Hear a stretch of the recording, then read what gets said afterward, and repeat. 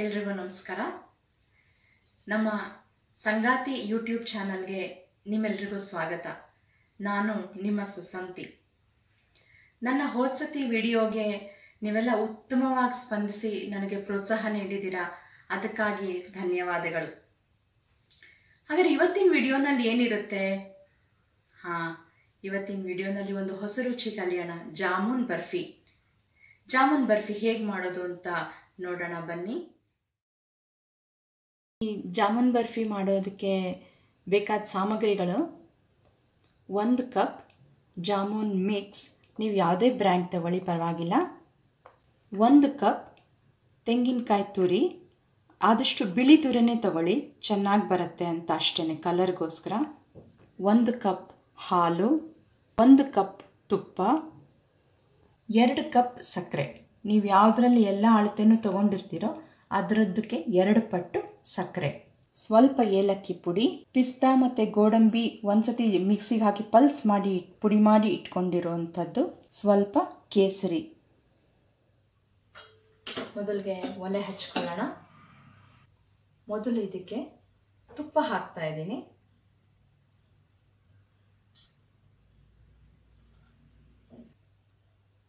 ಹಾಲು, ನಂತರ ಕಾಯಿ ತುರಿ, ಸಕ್ಕರೆಯನ್ನು ಹಾಕೊಳ್ಳೋಣ.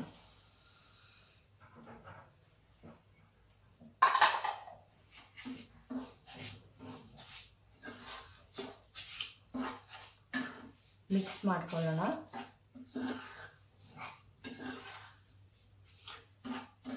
ಈಗ ಇದಕ್ಕೆ ನಾವು ಇಟ್ಕೊಂಡಿದ್ದೀವಲ್ಲ ಜಾಮೂನ್ ಮಿಕ್ಸ್, ಅದನ್ನು ಹಾಕೋಣ.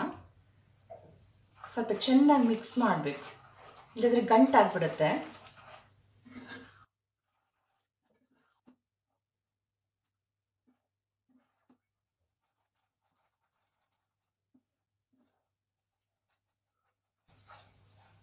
ಇದು ಕೈ ಬಿಡದೆ ಕಲಿಸ್ತಾ ಇರ್ಬೇಕಷ್ಟೇನೆ.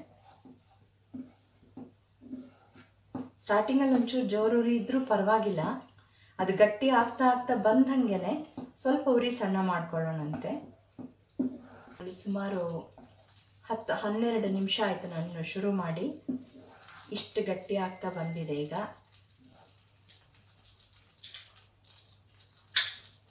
ಕಾಲು ಸ್ಪೂನಷ್ಟು ಏಲಕ್ಕಿ ಪುಡಿ, ಕೇಸರಿ ದಳನ 1 ಚೂರು ಬಿಸಿ ಹಾಲಲ್ಲಿ ನೆನೆಸಿ ಇಟ್ಕೊಂಡಿದ್ದೀನಿ, ಅದನ್ನು ಹಾಕ್ತಾ ಇದ್ದೀನಿ.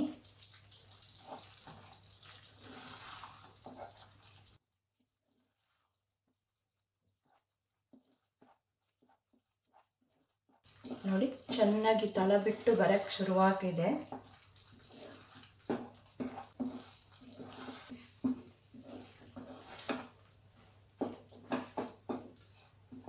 ಇದು ಆಲ್ಮೋಸ್ಟ್ ಆಗ್ತಾ ಬರ್ತಾ ಇದೆ.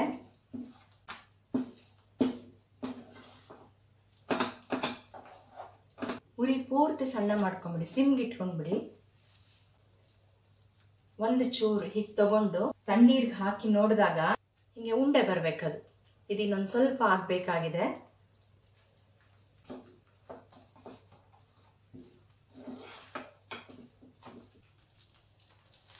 ತುಪ್ಪ ಸವರಿ ತಟ್ಟೆಗೆ ಹಾಕೊಳ್ಳೋಣ.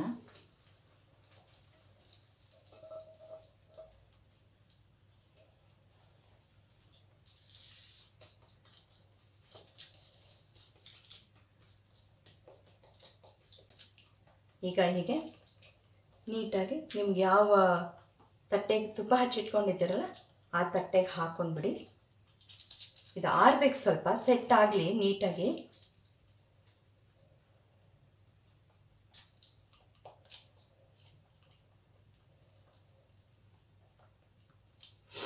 ಇದು ಬಿಸಿ ಇರುವಾಗಲೇ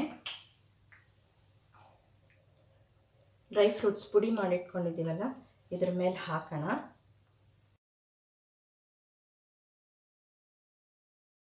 ಕೈಯಿಂದನೇ 1 ಚೂರು ಪ್ರೆಸ್ ಮಾಡಿ ಸಾಕು, ಅಂಟ್ಕೊಂಡ್ಬಿಡತ್ತೆ.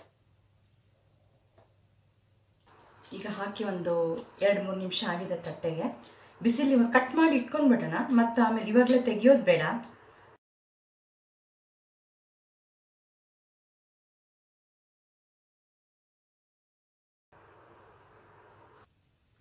ಈಗ ಜಾಮೂನ್ ಬರ್ಫಿ ರೆಡಿ ಇದೆ. ನೀವು ಮಾಡಿ ನೋಡಿ ಹೇಗೆ ಬಂತು ಅಂತ ಕೆಳಗಡೆ ಕಮೆಂಟ್ ಸೆಕ್ಷನಲ್ಲಿ ತಿಳಿಸಿ. ಜೊತೆಗೆ ನನ್ನ ಈ ವಿಡಿಯೋನ ಲೈಕ್ ಮಾಡಿ, ಶೇರ್ ಮಾಡಿ. ಹಾಗೆ ಅಕಸ್ಮಾತ್ ನಿಮ್ಮಲ್ಲಿ ಯಾರಾದರೂ ಇನ್ನೂ ಸಬ್ಸ್ಕ್ರೈಬ್ ಮಾಡದೆ ಹೋಗಿದ್ದರೆ ಖಂಡಿತ ಸಬ್ಸ್ಕ್ರೈಬ್ ಮಾಡಿ.